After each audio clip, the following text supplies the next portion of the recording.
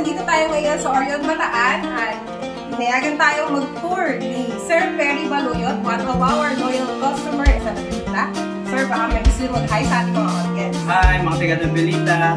Hi daw mga taga-Nabilita at sa ating mga friends dyan. Sasamahan tayo ni Sir mag-tour. Let's go.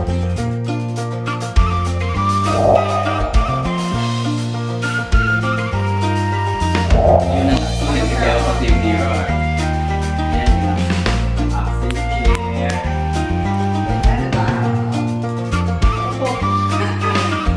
Tapos yung dining table. 8-seaters. No? 8-seaters.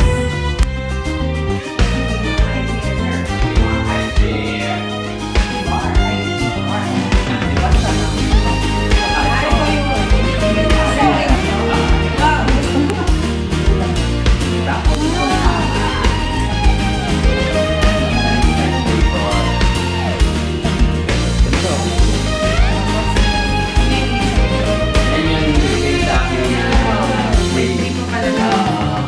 Hi, Sir Perry.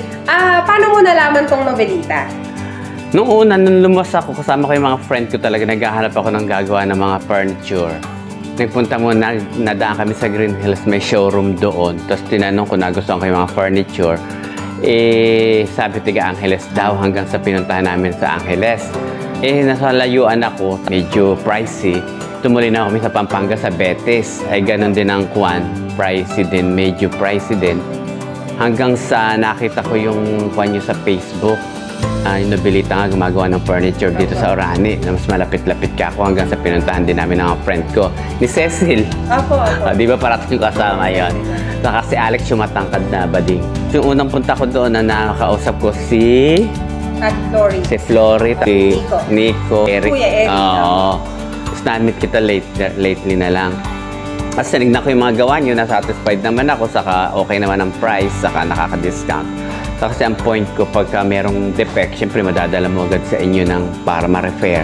Yun ang big advantage, di ba? After sales service. Oo. Tapos ayun, nag-decide na akong magpagawa sa inyo, nagpag-close deal na ako sa inyo. Yes. Natatandaan ko yan, sir, kasi nung time na yon ako yung pumunta para sukatan na po. Actually, inabutan ko to ginagawa pa. Unfinished, rough. Ayan, sir. Sir, di ba sabi niyo nga nagdala kayo ng mga designs na ipapagawa niyo sa amin. Ano po yung mga pinagawa niyo sa Nabilita? Ayan yung sofa sa living room, center table, corner table, itong accent chair, console, saka yung dining table na ito, entertainment divan, saka yung parang Cleopatra na yun na maliit, yun. Saka yung mga kama, yung kama ko pinakustomize ko din. Tapos bumili ako ng 3 kama na ready-made, yung high chair, 2 accent chair. So, satisfied naman po ba kayo? Oo, satisfied big time. Bali, sir, yung inuupuan nyo, alam niyo ba yan kung anong pangalan? Oh, Elizabeth. Yes. Alam na ni Sir Elizabeth, accent chair. Meron po tayong ano nilan, sir eh. Actually, double yan. Yung sa room niyo po ba? Single. Naging model nyo pa nga yung sofa na yan? Yes, very sofa. Actually, kasi ito po, di ba nung time na yun, kapag meron kayong sariling design na dinala sa amin at wala pa kaming ganung design, for sure pangalan po ng may-ari. Ipapangalan namin. Ayan. So, ito po yung Perry sofa. Ako, personally, na-inspired ako sa story nyo. Gusto kong malaman, i-share din natin sa ibang tao para makapagbigay kayo ng inspiration sa kanila. Ito kami magkakapatid.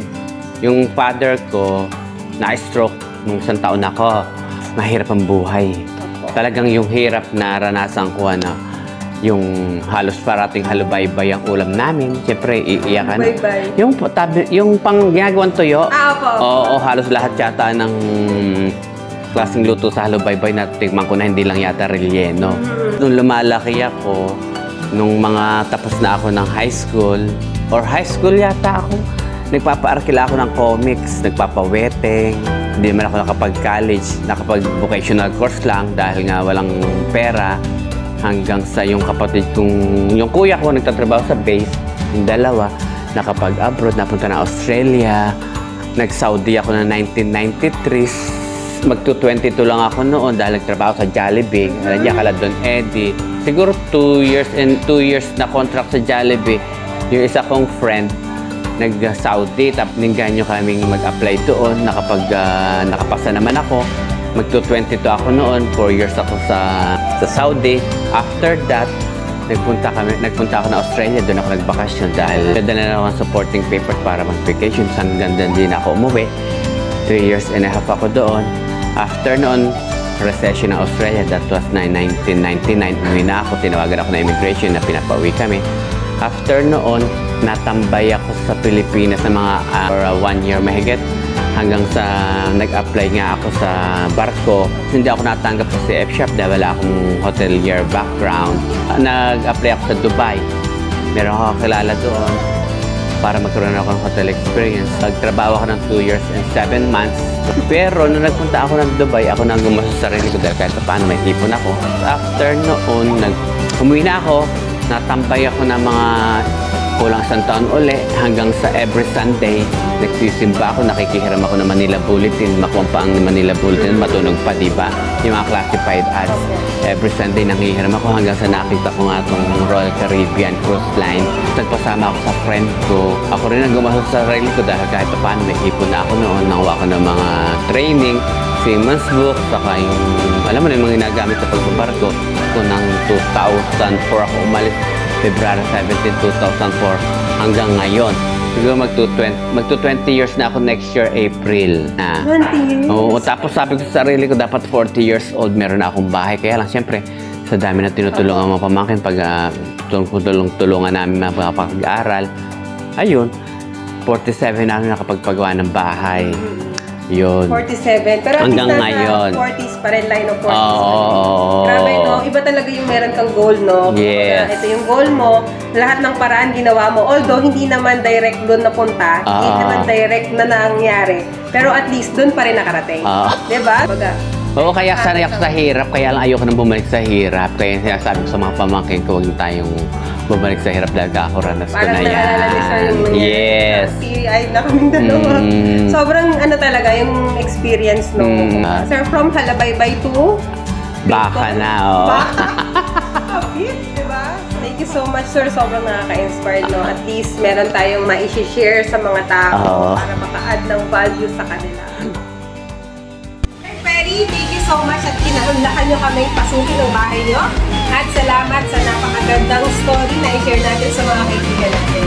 Sa mga kaibigan po natin, ito po yung unang episode namin sa pag-interview ng mga loyal customers namin, mga nagtiwala sa Novelita. So, abangan niyo po yung mga next episode namin. Hanggang sa muli, this is Lynn Miranda and Perry Baluyon. para sa